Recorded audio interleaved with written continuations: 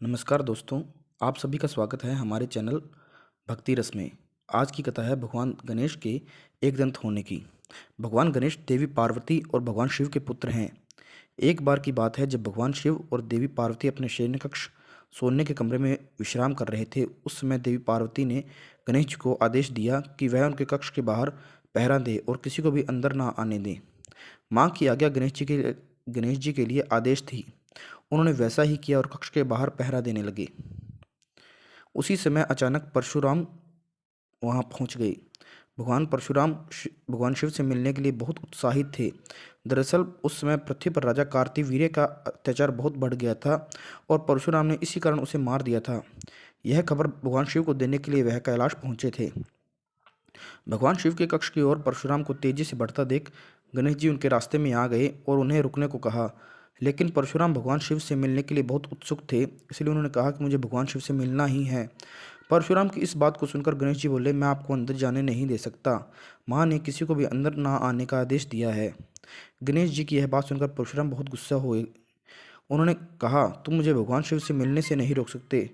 तुम नहीं जानते मैं कौन हूँ।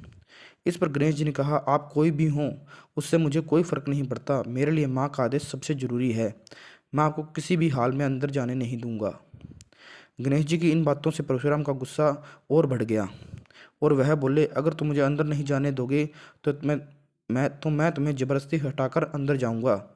इतना कहकर परशुराम आगे बढ़ते हैं, लेकिन गणेश जी परशुराम को अंदर जाने से रोकने के लिए धक्का देते हैं, जिससे परशुराम जी बहुत दूर जाकर गिरते हैं। खुद का ऐसा अपमान देखकर परशुराम को बहुत गुस्सा आया और उन्होंने सबक सिखाने के लिए कई अस्त्रों शस्त्रों का प्रयोग गणेश जी पर किया, लेकिन उनका गणेश जी पर कोई असर नहीं हुआ। अंत में परशुराम जी ने भगवान शिव के द्वारा दिया हुआ परशु गणेश जी को मारने के लिए प्रयोग किया। वह परशु भगवान शिव का था, इसलिए गणेश जी उसे पहचान जाते हैं और उसका सम्मान करते हुए उसे अपने एक दांत पर ले लेते हैं।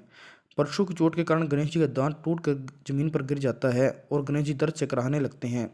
गणेश जी के दर्द की भरी आवाज़ सुनकर माता पार्वती पिता भगवान शिव अपने कमरे से बाहर आते हैं और गणेश जी की हाल देखकर परशुराम पर क्रोधित होते हैं। भगवान शिव और पार्वती को गुस्से में देख परशुराम को अपनी भूल का एहसास होता है और वह अपने किए पर क्षमा मांगते हैं। परशुराम की इस क्षमा पर पार्वती माता कहती हैं, एक ऋषि होते हुए इतना क्रोध और आपको उस पर नियंत्रण भी नहीं है। क्षमा मांगने से क्या होगा, अब मेरे पुत्र गणेश का दांत वापस आ जाएगा। परशुराम कहते हैं, जो भी हुआ वह मेरी बड़ी भूल थी, लेकिन इस घटना के कारण अब गणेश जी का आधा दांत व्यर्थ नहीं जाएगा। इस घटना के कारण ही अब गणेश जी पूरी दुनिया में एक दंत के नाम से जाने जाएंगे। ओम नमः शिवाय। इस कहानी से आपको क्या शिक्षा मिलती है दोस्तों? इसका हमें कमेंट बॉक्स में ज़रूर जवाब दें। और अब आप कौन सी पुरानी कथा सुनना चाहते हैं उसके बारे में भी कमेंट बॉक्स में हमें सजेशन दें।